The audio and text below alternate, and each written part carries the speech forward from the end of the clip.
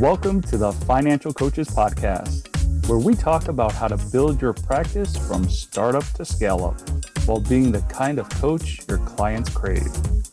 Finally, a podcast for financial coaches. Here are your hosts, Maria Casillas and Cody Sizemore.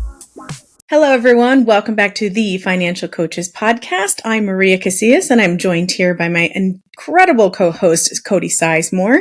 We are here to talk to you about some trends that we're seeing in the coaching practices these days. But before we get into that discussion, I just want to have a moment to ask you to remember that we love connecting with you in our groups. And so we encourage you, before you even hear the rest of this show, feel free to come on over to our Facebook group. It is the Financial Coaches Podcast. The Financial Coaches Community by New Money Habits. And we would love to see you there. It's absolutely free. It's just a really good spot for us to actually discuss some of these trends right there in the group with you. It's growing. It's a thriving community, and we love new people all the time. Okay, Cody, how are you today? Feeling good. Good. Very good. I know that you are super, super busy these days, and I thought it would be kind of a really beneficial opportunity for us to talk with our audience today about some of the trends that you are seeing with people who are coming into your coaching practice. I think that I have an idea of what some of these things might be, but I'd like to hear it from you first, and then we can unpack that for our audience. What do you say? Yeah. So, I was actually thinking about this. Just for the listeners, we very briefly discussed this, right before we hopped on, just like, hey, what do we think we want to talk about? We never really went into it, but I was thinking about it, and honestly, I think that what I'm seeing more so, even over the last year as compared to before the last year, is that there's a new definition of paycheck to paycheck. Yeah. What I'm seeing is something even more drastic than that, which is essentially just being paycheck to credit card. Oh, and wow. What I mean, what I mean by that is paycheck to paycheck means paycheck comes in, you take care of what you need to, and then, right before the next paycheck comes, you're scratching for, you're basically running off of fumes. But what I've been seeing more and more often is that people aren't even making it to the next paycheck. And they need to rely on the credit cards to pay basic stuff like groceries or, an electric bill or, whatever it might be. And I see that a lot recently. And, I think that there's several reasons for it. But that's basically what I'm seeing. I don't know if you've been seeing the same, but that's what I've been seeing. Yeah, I have. I honestly hadn't really coined the phrase paycheck to credit card like that. And I think that a lot of the things, I wasn't thinking you were actually going to share that, but I was thinking about some of the reasons that might be the case, because those are the trends I'm seeing. And so I'll bet they kind of go hand in hand. I just know that when you talk about things like being able to use a credit card for gas and groceries, that is that makes sense that people would, want to try to use that. I don't know about where you live, but certain utilities like the electric bill where I live, we're not even allowed to put those on credit cards. And so I think that as people start to want to try to use a credit card for that and then are turned down, that's when it kind of hits them that, oh no, I have an actual problem here that I need to fix. And so I really find it interesting that you mentioned that there are things going on this year that even around the same time last year weren't going on. And so what do you think are some of the differences between last year and this year that are creating that oh no moment for people? Yeah, I think that it's kind of just where we are as a State of the Union kind of thing. I think that there's several things. One, obviously we're just marketed debt all the time. But then coming out of COVID, I think there's a lot of mindsets, a lot of fears, a lot of behaviors that changed during that period of time that have stuck with people. And I also think that, with the student loans coming back into play too, that like people are feeling even more stretched thin with all of that kind of stuff. But it's, what's interesting is that like when people reach out to me for help because they're in this kind of position, more often than not, they have room in their actual like monthly budget to make things work, to pay the things they need to pay, and then also make some progress too. But they're just not structured in a way that allows that potential to be unlocked, And I think that's where the financial coaching comes into play. Because no one, I mean, at the end of the day, like no one talks to people about money. That's one thing I hear a lot too with a vast majority of the people that I talk to is that most of them say like, hey, I was never taught about this stuff. I didn't have any sort of guidance. I have no idea what I'm doing, like that kind of stuff. So I think that all of those things together, you package all of that together, you put a nice little bow on top of it, and boom, this is what we have. Okay. I don't disagree with any of that. With your permission, I'd like to back up just a little bit. You mentioned something very interesting to me, and that was that post-COVID, there were some things that took place that a lot of people kind of held on to certain mindsets, et cetera, and maybe even behaviors. Could you tell me like what are one or two of those mindsets or behaviors that you're referencing? I have an opinion as well, and I'm curious to see if they are similar. Yeah, I think that it's a mix of a few things.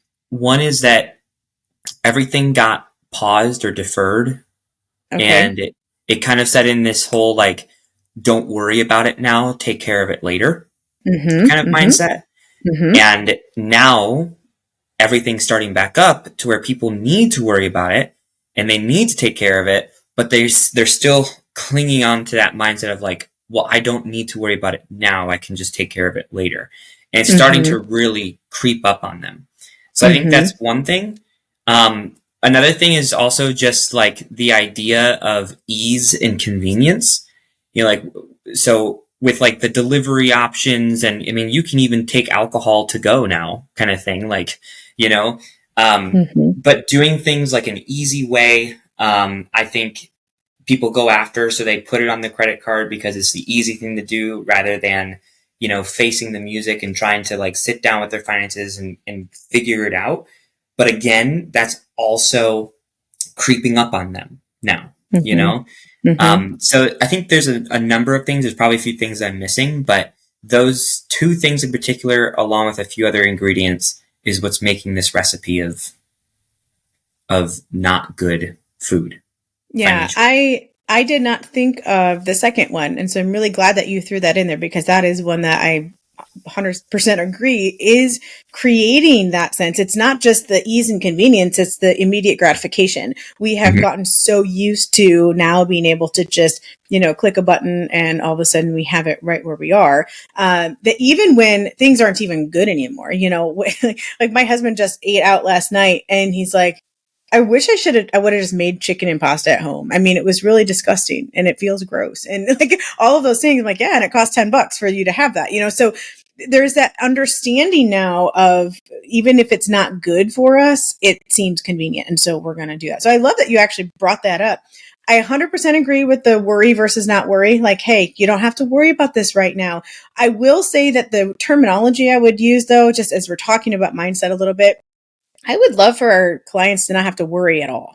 Like that would be great. Right. So rather than putting in their minds that they didn't have to worry before and now it's time to worry, it sure would have been nice if they knew that they could just use that time to plan. And so that way they wouldn't need to be in a worry state right now, because even if they're coming to us for coaching and worry is what's gotten them into our DMs or wherever, that's not really going to serve them for super long for them to just stay in that worry. And so it will be our job to help them get out of that and shift that mindset into more of a planning state. But the other thing I'd like to add, if I may, is this idea that remember so many of us got quotes, free money.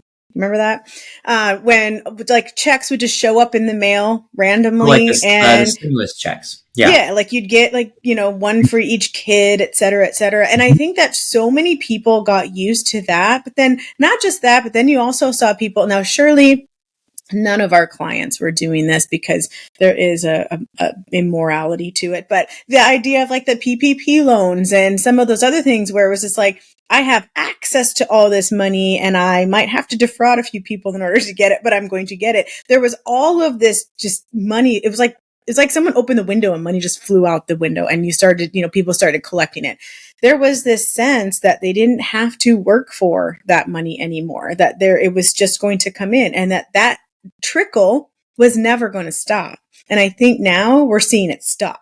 And so like you said earlier, it's kind of like this recipe for disaster for a lot of people. And they're just starting to wake up and say, I want better for myself. And I'm hoping that those are the clients that we're looking at that are coming to us, the ones who are saying, I want better for myself, not I just want, I want the old way to continue to come back. But then to say, I want to do better for myself, for my family, et cetera. Yeah.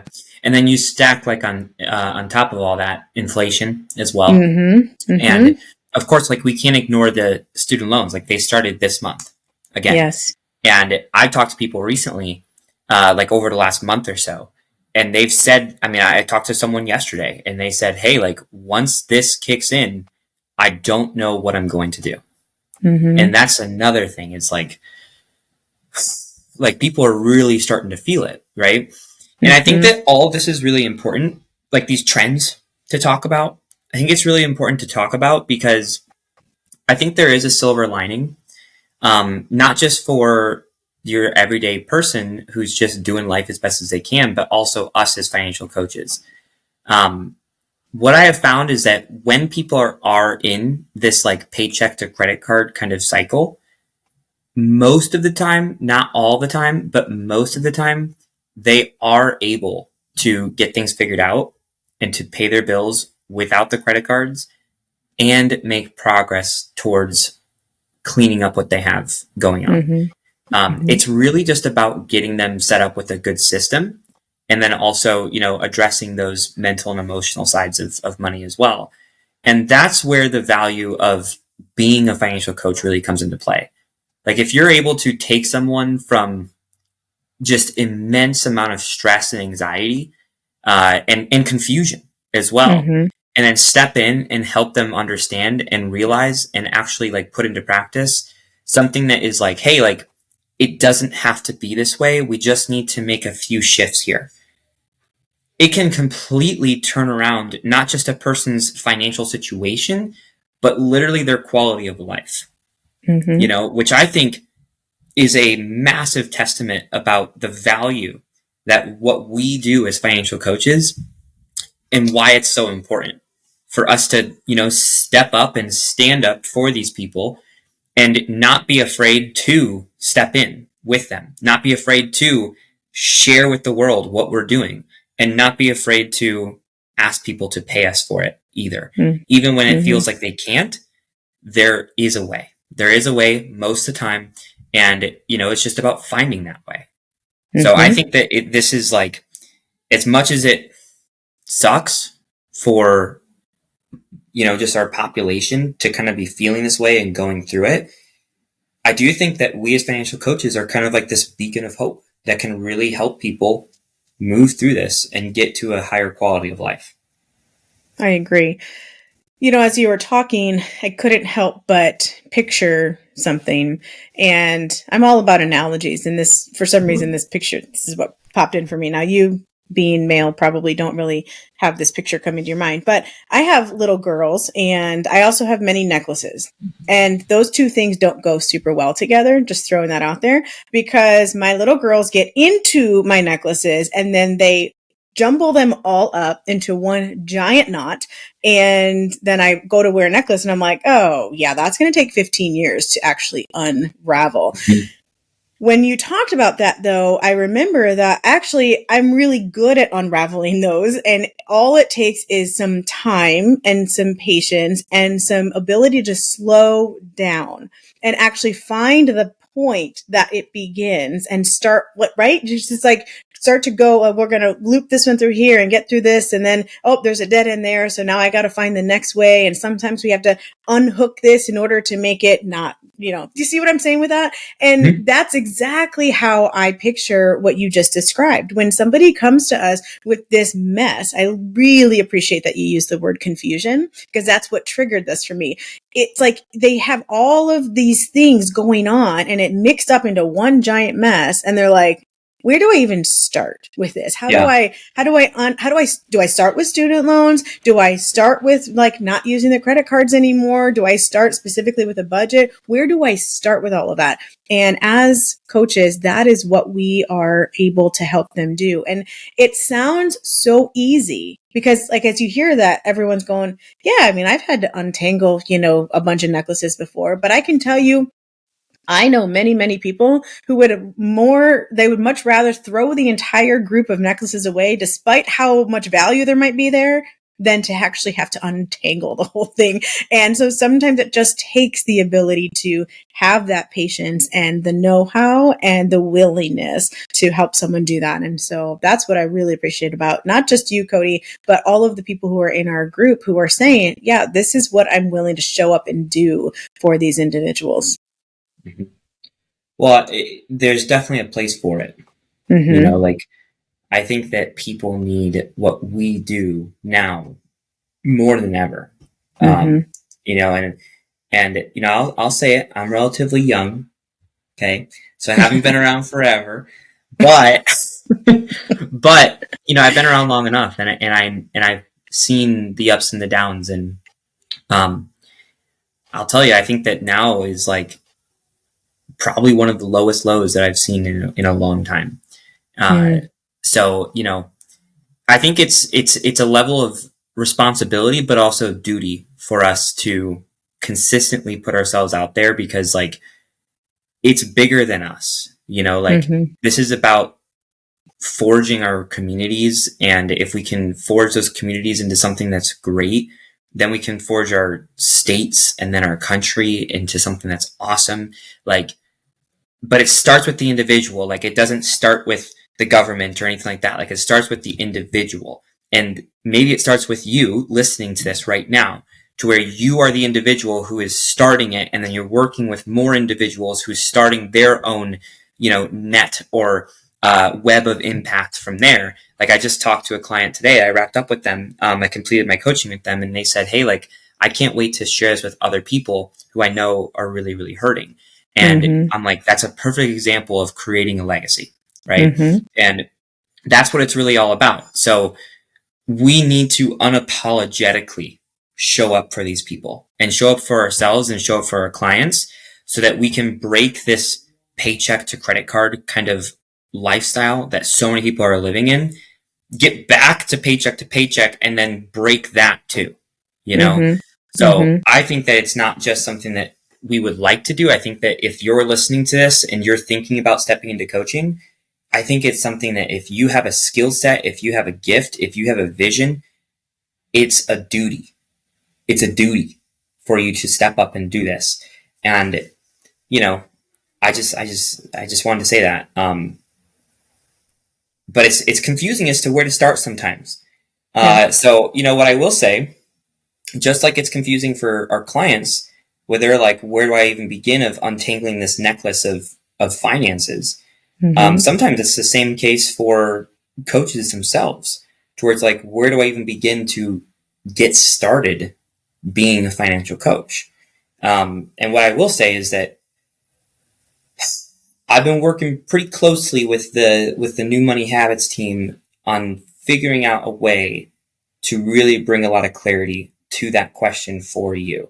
So I'm going to dangle a carrot for now, and just let you know, like, hey, like, something's coming down the pipeline that's really going to help you step up here, and not just make your dreams come reality with helping people, but also helping people's dreams become reality too.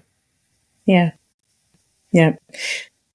I want to just reiterate what you said, and I won't say it as well as you did, so I probably shouldn't, but I'm going to, because I so strongly believe in it. If you have this skill set and you feel in any way called to do it, I love the fact that you said it's your duty to do that. and it is bigger than us. And, we're about to see some real change take place at the micro level for sure. And that could absolutely become something at a more macro level. But the macro level seems to be what got us in this mess in the first place. and so I'm thrilled to know that not just you, Cody, but our listeners and myself included, that we are all in this and we're in it for the long haul, whichever one of those words wants to come out at the moment. And so I'm really appreciative that you said that. Yeah, of course. Alrighty. Well, good conversation. Yeah, thank you for some trends, sharing that. some things to step up on, all that kind of stuff. So, yeah, it was fun today. We appreciate you listening in every week. We know that we have those listeners who do tune in every week. We call you our every weekers. We really, really appreciate you. And if it's your first time checking this out, hey, we appreciate you just as much as well. And we hope that you check out the next episode next week. And we got some good stuff to talk to you about then, we have some good stuff to talk to you about at that time as well. There you go. It's in the air. Yeah, it is. Something weird is happening. So we're going to end this before we start stumbling on more words. So thanks, guys. Have a great week, you guys. See you next week. Bye-bye. Thank you for listening to the Financial Coaches Podcast, brought to you by New Money Habits and Sizemore Financial Coaching. Submit your questions to our hosts by emailing podcast@newmoneyhabits.com. Be sure to subscribe to be notified of future episodes and join our growing group of like-minded coaches on Facebook. And until next time, happy coaching. Music provided by Summer School.